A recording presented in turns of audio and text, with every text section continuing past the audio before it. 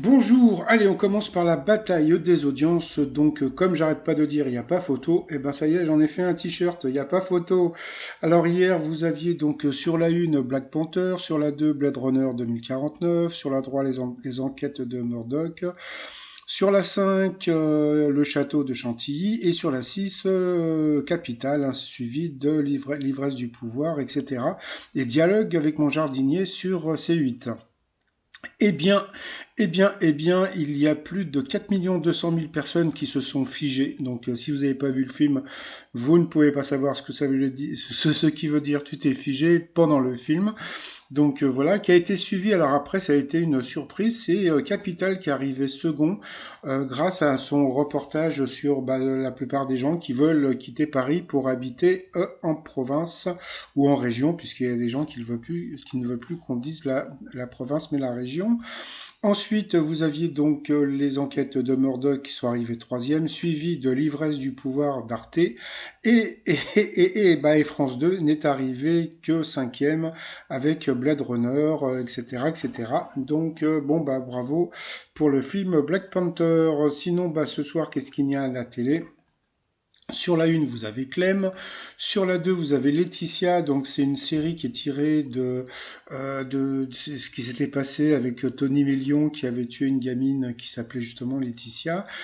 Et puis après, vous avez sur la 6, L'amour est dans le pré. Donc allez, on va dire que ce soir, je pense que Laetitia va être premier, L'amour est dans le premier et dans le pré, pardon, second et Clem troisième. Donc on verra si j'ai raison ou pas. Donc là, je vous laisse le résumé, euh, les autres programmes de la TNT. Voilà, vu à la télé. Donc comme si vous avez vu ma précédente vidéo, donc c'est Michael, le champion de Nagui, qui s'est fait éliminer donc hier, et puis il y a eu cette image qui était assez dégueulasse.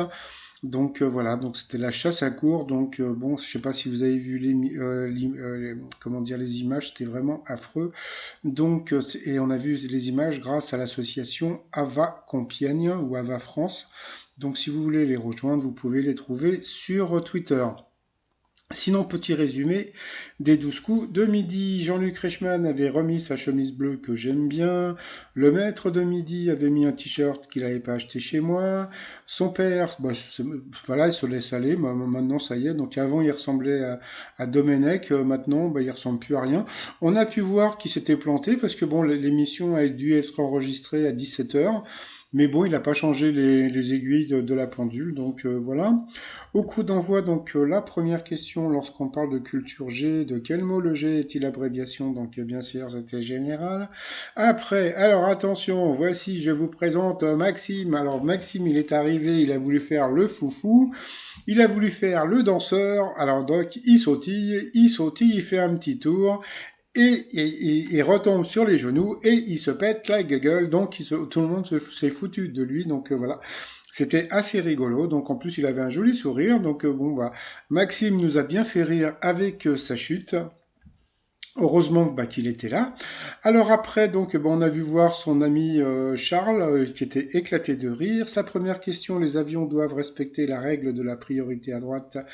Eh bien, comme on peut voir, eh bien, c'était vrai. Après, elle est arrivée dans le vent, donc c'était Muriel, donc très jolie, qui était venue avec sa famille et une amie. Alors, quelle est la série la plus regardée de l'histoire sur Netflix? Eh bien, c'était Tiger King. Après, vous aviez le sympathique Johan. Quelle chanteuse interprète Together, extrait de la bande originale de son film Music? Eh bien, c'était Sia. Pour le maître de midi sur la plateforme Zoom, que fait un Zoom Bomber? Donc là, c'est assez facile parce que je crois qu'il y a un autre nom pour les gens qui se mettent derrière derrière les appareils photo. Je sais plus comment ça s'appelle, un truc bomber. Donc là, il a dit gérer le temps de parole. Donc il s'immisce dans une réunion. Donc c'est le mec. Bon voilà. Donc bon, c'était assez simple. Donc bon, sur cette question, il est passé à l'orange. À partir de quel âge les enfants ne font plus assez d'activité physique au quotidien? Eh bien, c'est à partir de 10 ans. Sur cette question, eh bien, deuxième chute de Maxime. Donc voilà, il est encore tombé, donc il est passé au rouge. Qui dit rouge dit duel. Il a pris donc la jolie Muriel en duel, qui a une question assez simple, hein. Quelle partie du vélo évoque par son nom une technique de séduction du pan? Donc bien sûr, c'était la roue. Donc voilà, bravo à Muriel qui est tombée sur une question qui était assez facile. Ensuite, Muriel, Léo et Johan se sont retrouvés au coup par coup. Et puis, bah, c'est Johan qui est passé donc deux fois à l'orange, donc au rouge. Qui dit rouge dit duel. Il a eu les cojones, comme je dis, de prendre le maître de midi en duel, qui est tombé encore sur une question hyper simple. Allez, on va rigoler. Quel paysage et caractéristiques de la Guyane et de l'Amazonie? Donc bien sûr, c'était la forêt équatoriale. Donc voilà, je voudrais bien qu'un jour il ait une question un peu plus difficile. Donc ensuite, Léo et Muriel se sont retrouvés en coup fatal. Et puis bon, bah voilà, bah j'ai remarqué que tous les deux avaient des questions qui étaient assez, voilà, c'était à peu près pareil. Donc bon, bah Muriel c'est un peu plus planté que Léo. Donc à la fin, donc il a gagné, mais bon, il avait que 21 secondes à son compteur. Par rapport au coup de maître, alors, quel jeu de plein air pour enfants est un siège suspendu à deux cordes accrochées à un portique? Donc bien sûr, c'était la balançoire. Quelle unité de mesure est utilisée par les marques de sac à dos pour exprimer leur volume? Donc c'était le litre. Ensuite, il y avait cette question. Voilà. Quelle expression utilisée sur les réseaux sociaux est le carpe diem des temps modernes? Eh bien, c'était YOLO. Donc voilà, j'en avais fait un t-shirt et même un logo. Voilà, mon t-shirt YOLO. Ça veut dire You Only Life One, ça veut dire vous ne vivez qu'une seule fois. Ensuite, dans quel pays Juan Carlos Ier d'Espagne s'est-il exilé en août dernier? Donc là aussi, si tu lis les infos, donc bah, c'était les Émirats Arabes Unis, donc à Abu Dhabi.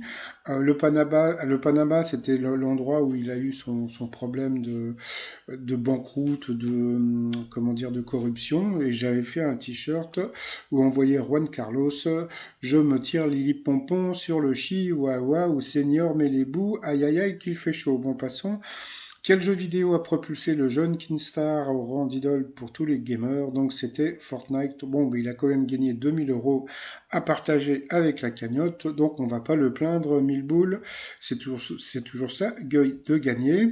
Par rapport à l'étoile mystérieuse, eh bien on peut voir une blouse, je crois que ça a un rapport avec une personne de sa famille qui est médecin, je crois. Donc, bon, bah, je verrai ça et puis bah, je vous le dirai donc demain. Donc voilà, donc c'est toujours Thomas Pesquet, et puis bah à la fin, donc comme il traîne à monter, ben voilà, donc on ne l'a pas vu en haut pour nous faire le coucou, donc 98 231 euros, donc voilà, donc dedans je crois qu'il a comment dire, une cagnotte avec des cadeaux, hein, donc il n'y a pas que des sous-sous dans l'histoire.